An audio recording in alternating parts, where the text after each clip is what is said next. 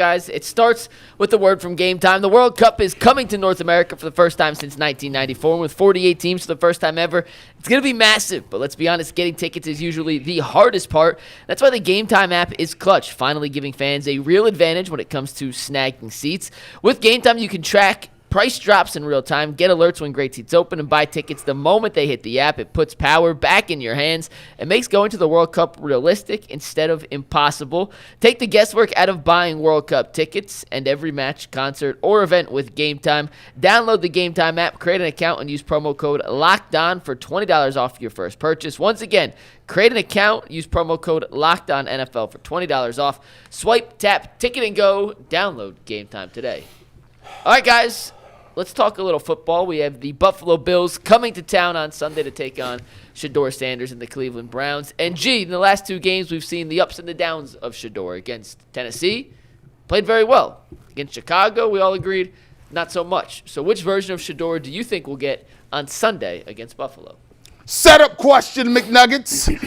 Hey, listen, I'm in a festive mood. Shout out to Green out here. Get your Christmas present, get your tree together, preferably a real one. I'm on the real tree move, even though this year I don't have a real tree. Don't ask me how. You guys do real trees? Used to, not anymore. Not anymore. Yeah. Did you ever get a real tree and then there ended up being like a creature in it?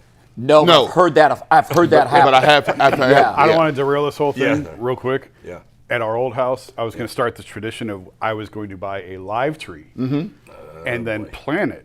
That we were going to have a tradition of live pine trees that we... Oh, you thought you was somebody. Decorated outside. Okay, so what happened? Tried dig a hole in Ohio in January. Yeah, that's big not enough to gonna go fit well. a pine tree. I did that one time. It was With like, a shovel. Maybe yesterday. It was nice and warm. And you know what? It was actually the year when Blatt was here and Griff had to come out and give a vote of confidence to Blatt. It was a Sunday afternoon. It was unannounced. He was going to come out and do it. Yeah. And I was in my backyard trying to shovel a hole in the frozen. So I missed Griff's vote of confidence for Blatt. Oh, my God. And I finally just dragged the tree to the road. I'm like, the hell with it. Why? That was playing out the window. I was going to ask, how's the tree doing today? But It never happened. It's in a been in a dumpster landfill somewhere. for 5 years. So as we derail the conversation, and stall a little bit, I think that he plays a little bit in between both of those games. I don't think he'll get to Tennessee 300 yards. I mean, it's the Bills. I mean, granted, the Bills don't have the craziest defense in the world. But I don't think he'll have as bad a game as he did against the Bears. And the reason why is he spoke on Wednesday and he talked about talking to Jameis Winston. And one of the things that Jameis Winston spoke to him about was, hey, it's about winning. It's about finding a way to win and getting your team to opportunity to put them in a position to win. And I think he also said, and he alluded to something that, he has to have more completions. The one things that he's done well is throw the ball downfield. He's done a good job of finding some of those splash plays that we talk about. However, the area that he's struggling with, or he struggled with specifically in the Bears, is finding the underneath stuff, finding some of the stuff to move the change. And for me, I think Shedeur, I know when he's playing well, when the Cleveland Browns can move the chains and get multiple first downs. And that's part of just winning football. Because the longer you have the ball, even if you don't score, the longer you have the ball, you can keep the other team off the field, especially Josh Allen. So I think when he said that, I think there's been an emphasis from Tommy Rees and from just watching the films of saying, hey, let's take some of those things that we can get. We love the fact that you're going downfield, and we're going to still be aggressive when we see those things. But the key to the Cleveland Browns, and when you don't have that many great weapons outside and you don't have a running game, you need to find a way to move the sticks to give yourself opportunities to move the football. So I think he'll play somewhere between the way he did against the Titans and a little bit somewhere between the way he did in the Bears. The numbers will look a little better because I do think they'll be down. I'm going to tell you right now, I ain't picking the Browns to win this football game, but I think. You just gave it away. Look at me. Yeah, you giving it away. Ain't nobody should be picking them to win. But I do believe that they will be down in the second half, so he will be throwing the ball a little more, so the numbers will look a little better. Shedeur Sanders is a young quarterback, an inexperienced NFL quarterback, obviously, who has some interesting upside and strengths, while also having some real flaws in his game that he needs to improve on. Combine that with what I think has been poor coaching, what clearly is poor talent, especially now on the offensive line, although I guess it's possible Wyatt Teller would play, which would help a little bit on the offensive line. And add in the fact that, the Bills might end up being the best team in football. And that there's going to be some pressure on the defense because they haven't played well. I just don't see a scenario where he plays that good a game. I just think it's a tough situation, and he's got enough flaws in his game right now, as most young quarterbacks would in this point in their careers, that it's going to be hard. I think he'll make a couple of plays, as he's done even in his worst game last week. He made a few plays where you're like, okay, I see something there, and I think he'll do that again. But I think it's going to be more bad than good for the Browns off passing game. Yeah, it'll be somewhere in the middle. I don't think anybody expects him to go out and throw for 300 like he did against Tennessee. Really, the Tennessee game, it was really the last 6-8 minutes, right? Like that's really what sort of set him apart and made you think, okay, maybe there's more here than we've given him. At least for me, maybe there's more here than we've given him I would credit agree for. with that. Yeah. So now you're going against a team that I probably, if you make me pick today, I'd probably pick them to win the Super Bowl. Yep. And so this is like, that's why coming off Tennessee, it was like, okay, I like throw out for me, I won't speak for you guys, throw out the Cincinnati game. It's two teams going nowhere, playing for nothing. Right, yeah. I don't know what you're We're not really gonna going to learn draw much from that. But it's this 3-game stretch here of Chicago, Buffalo, Pittsburgh. It's going to tell you a lot. And, the Steelers are in the weird spot where it may all come down to week 18 for them. But next week's still important one way or the other, obviously. Especially if Baltimore loses between now and then. So you've got 3 teams that are playoff contenders that are playing pretty well, and that's a pretty good barometer for them. And they got to have it. And Yeah. I think They're this, like playoff games Yeah. for those teams. And I like the fact that you talked about Jameis Winston and saying, winning is important for young guys. I know we might be in a position where, we look at towards the coach, the general manager, but these games against highly quality coaches, high quality staffs, teams that got something to play for, if you can truly play well in these games, that tells me a little something, because those teams ain't gonna come out here and play with you. They're gonna try to get you up out of here because they're playing for their playoff life. So, it's a good barometer and a good way to check to see which one of these guys want to add and stack onto something. Yeah, I think that all the answers here are exactly right. It's somewhere in the middle. I think the floor is the Chicago game, and I think the ceiling is the Tennessee game. And I don't think we're going to see anything outside of those ranges in his last 3 starts. At least I would hope we don't. If we do, I hope it's on the high side.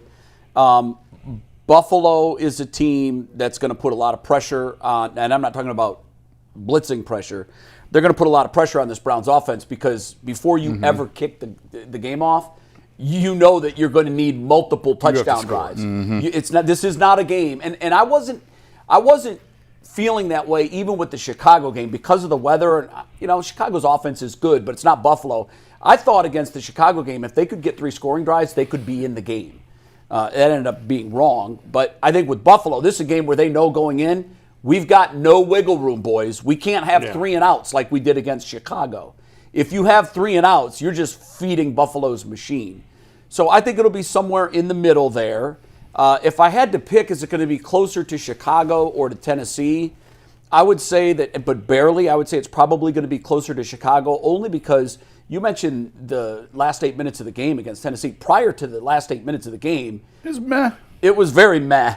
Good first half, shaky second But half. G makes a great point. This is a game that could be 21-3 at halftime. Yeah. If that's the case, I've said this before, and I want to see this again, and it doesn't necessarily have to be in a situation where you're down 3 scores. I think Shedeur Sanders plays his best football in rhythm.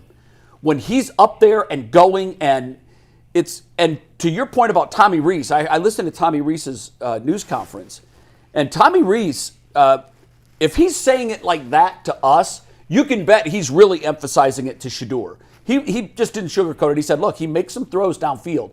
But that's really not what we're looking for right now. We're looking for sustained drives, keep the team on the field, and that includes the short stuff, the 4 and 5. And I know that's boring, and I know nobody wants to watch that, but that's the part of the game that he's going to need in today's NFL.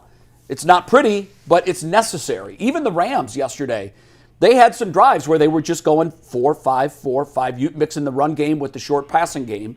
So I think that's the part I want to see Shedeur master. the running in rhythm, and I'm not saying hurry up from the first quarter, but run with some urgency and have some tempo, because I think he does his best work in those situations. We certainly saw it in the late drives against Tennessee. He looked like an NFL quarterback in those 2 drives. Absolutely. And Leroy talked about it really quickly. Leroy talked about it. He says this about the run game. He said, you can look at a guy who got 5 or 6 carries, right? And he's average, he has 80-something yards. He didn't get 5. He didn't get all those yards on an average tilt where you get 6 yards a carry.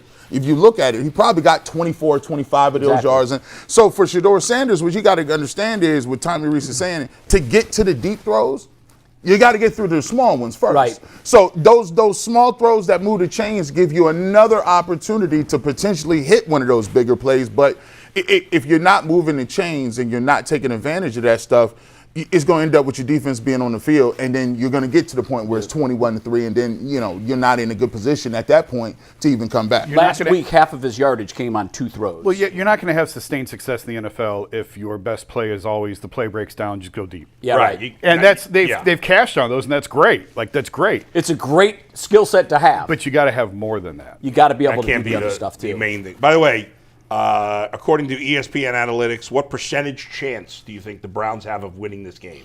4?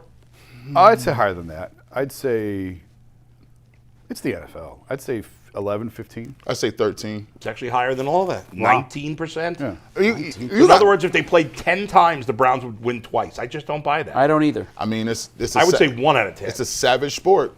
It's a December game in which you have no advantage at all because it's cold. None. Right. None. And also, it's a game against a team that is very much jockeying for seeds. Right.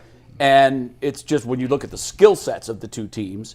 Now, all that being said, last year when the Niners came in here, I would have given the Browns a 5 to 10% chance to beat the Niners. The Packers this year. The Packers this year, right? I mean, it's like, but we've had our we won game this year. You know, Jay, you said it's not an advantage for the Browns, the weather, and you're right.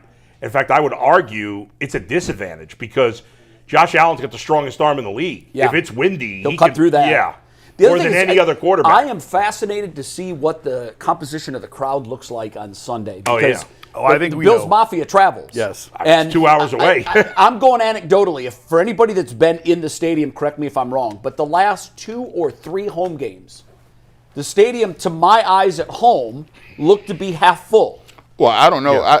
If you count the orange seats, I mean, it ain't Maybe been more. that. Do you think it's going to be more than 50% Bills fans? Here's the thing. Whatever seats are not occupied by Browns fans will be occupied by Bills fans. Yeah, 100%. They're looking at this as we would look at a game in Detroit. Right. If Detroit was out of it and we very much were in it, we're like, hey, let's take a road trip. Right. You're there in a couple or hours. Cincinnati, or Cincinnati or Pittsburgh. Well, the next 2 weeks are going to look like that because Pittsburgh will be the same thing. I told you we were in the crowd for the game against Tennessee, and that was half full. Yeah. And I mean, it was and freezing Titans cold. have no fan base and they stink. But, that day was frigid. But the Bills will fill those seats. Oh, yeah. Oh, yeah. Yeah, So, it'll be 50% Bills crowd. I think at least. I do think when you look at it, the Browns are, I think an underdog, and I think most people would say we're not about to pick them. But remember, I mean, this is the NFL. Like, it's weird. Like, Josh Allen is pretty much, I don't know by the statistics, I don't know how much he accounts for their offense, but Josh Allen has to feel like 75%. Well, I don't know. I don't think so not that because high, James but- Cook is a 1,500-yard rusher. But he's probably one of the highest, if not the highest in the league. Yeah. So if he's hampered a little bit or hobbled a little bit, maybe they run the ball a little more. But I mean, look, I don't think he's hampered or hobbled. No, he's 100% healthy. I'm just saying, he means during the game. During the game, I see. He's coming in 100% healthy. So Yeah, I mean, if Allen doesn't get hurt or the Browns don't win the turnover battle somehow by 3 or more, there's no way they win this game. And it's so crazy. I still try to figure out how they got blew out by the Dolphins, but it's one of them games. One of them that games. was a weird one. That's a division game games too. G. Division things happen. We all know weird things happen in the division. That's true. Sometimes. That's true.